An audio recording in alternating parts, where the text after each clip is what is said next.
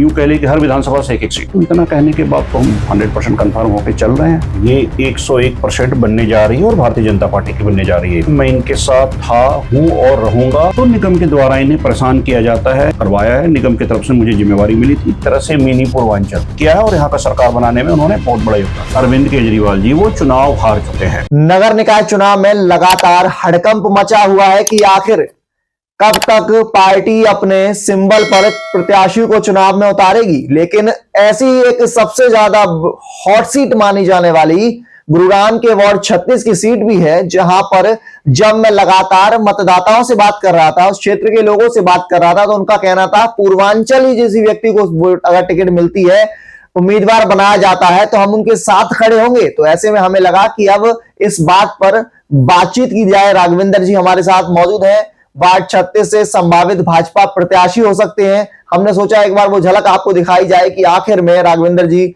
यहां से चुनाव की तैयारी कर रहे थे, लोगों ने बातचीत की, उनका साफ कहना है कि हम जो है पूर्वांचल कोई व्यक्ति हो हम उसको मौका देंगे और उसी को चुनेंगे। तो हमने सोचा एक बार फिर से आपको दिखाया जाए कि ये हॉट सीट आखिर में कैसी हॉट सीट बनने वाली है।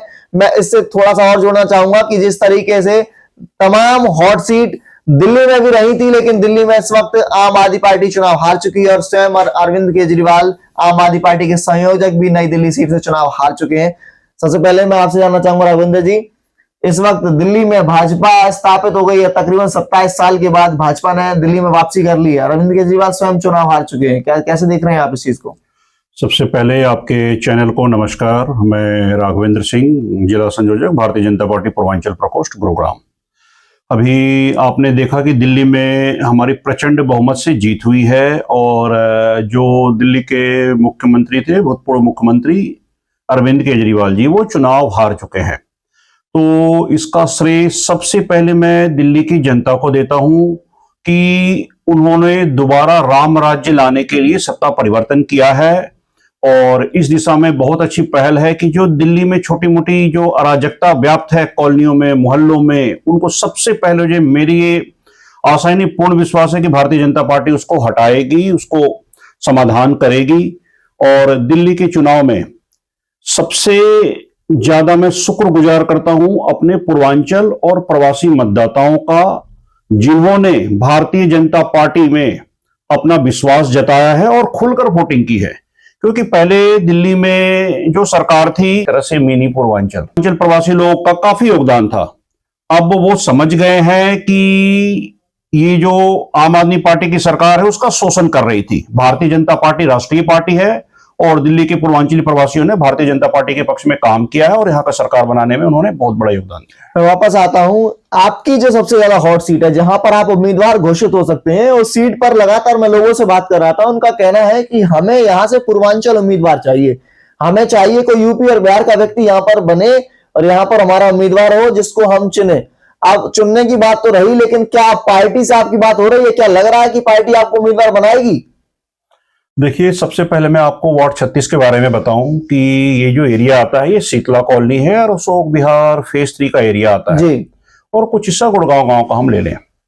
अब ये कहना कोई गलत नहीं होगा कि जो हमारा वार्ड 36 है, शीतला कॉलोनी का एरिया है, एक तरह से मिनी पूर्वांचल जी। और यहाँ पे जो लोगों ने भारतीय जनता पार्टी के पक्ष में विधानसभा चुनाव में जो काम किया है और हमारे जो माननीय विधायक हैं प्रचंड बहुमत से जीते हैं, उसमें यहाँ के पूर्वांचल और प्रवासियों का बहुत बड़ा योगदान है, जो कि माननीय विधायक जी को भी पता है और हमारे जो जिला नेतृत्व, प्रदेश नेतृत्व सभी को पता है।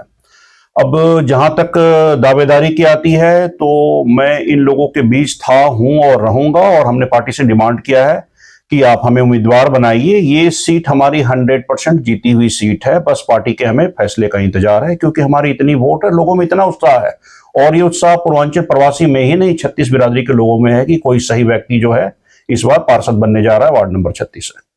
अगर मैं आपसे कहूं तो क्या आप पूर्वांचलियों के नेता बनने में कोई कसर नहीं छोड़ रहे हैं? क्योंकि पूर्वांचलियों से बातचीत में वो ये बात कहते हैं कि पूर्वांचल का नेता चाहिए, तो क्या आप वही नेता हैं? पूर्वांचल के लोग आपको सही चुन रहे हैं या फिर आप उन लोगों के लिए कर क्या ऐसा रहे हैं जिन लोगों को लगने लगा है कि भैया मौका आपको देना चाहिए? क्या आपने कर दिया? क्या आपने उनको दिखाया? विजन क्या आपके पास?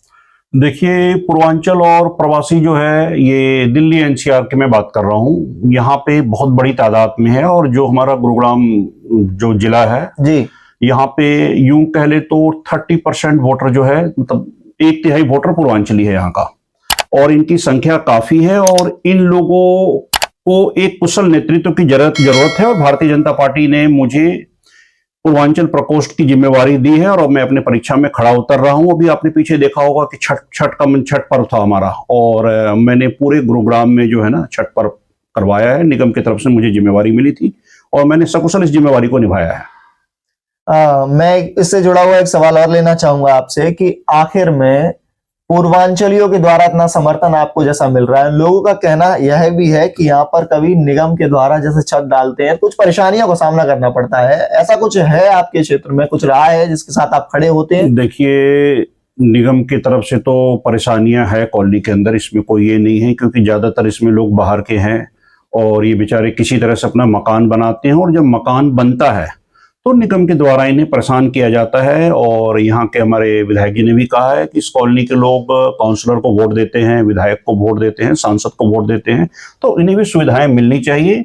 और इस कदम में मैं एक पुरजोर कदम उठाऊंगा कि निगम की जो यूं कह ले कि दादागिरी है गरीब लोगों पे, वो मैं नहीं चलने दूंगा।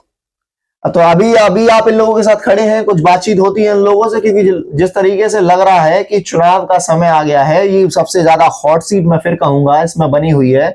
मैं फिर बिहार और यूपी के लोगों की बात कर रहा हूं, वो बार बार ये बात करते हैं कि अगर हमारे नेता को मौका मिलेगा तो वो हमारे सुख दुख में खड़ा होगा। तो क्या राघवेंद्र सिंह वही नेता है जो उनके सुख दुख में खड़े होने वाले हैं, या फिर से वही नेता बनने वाले हैं कि मौका देंगे तो सेवक है, उसके बाद फिर हम आपके सेवक नहीं है, मिलेंगे चुनाव की तारीख को अगली बार?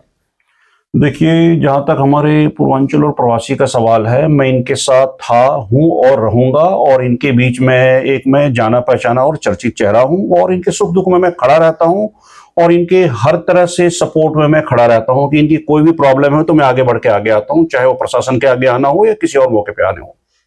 इनके साथ आप खड़े होते हैं, आप ये कह रहे हैं। अगर मैं आपसे एक अंतिम सवाल लूं और मैं आपसे जानने की कोशिश करूं कि लगातार चुनाव में अब भाजपा ने दिल्ली भी तय कर ली है, दिल्ली में भी चुनाव को जीत लिया है, और आप अब निकाय चुनाव में भी लगातार भाजपा ये दावे कर रही है कि ट्रिपल इंजन की सरकार बनने वाली है, तो क्या आप ये जो अपनी जनता को कहेंगे, वार्ड 36 के लोगों को कहेंगे कि ट्रिपल इंजन की सरकार यदि हरियाणा में बनती है तो आप उसका हिस्सा रहने वाले हैं? पार्टी से कोई बात हो रही है, कोई आशीर्वाद नेताओं से मिल रहा है? आपने मुकेश शर्मा का जिक्र किया, गुरुग्राम के विधायक, क्या उनसे आपकी कोई बातचीत हुई है कि आपको मौका मिलेगा? देखिए, सबसे पहले जो आपने ट्रिपल इंजन की जो सरकार कही है, ये 101% बनने जा रही है और भारतीय जनता पार्टी की बनने जा रही है भी। दूसरी आपको मैं बताऊं, जो टिकट की दावेदारी है, भागीदारी कह रहे हैं, तो मैंने पहले भी कई चैनलों पे बताया है, फिर बता रहा हूं कि चुनाव से पूर्व सीएम साहब ने हम लोग को आश्वासन दिया था कि हम निगम चुनाव में पूर्वांचल प्रकोष्ठ को या पूर्वांचल समाज को भागीदारी देंगे।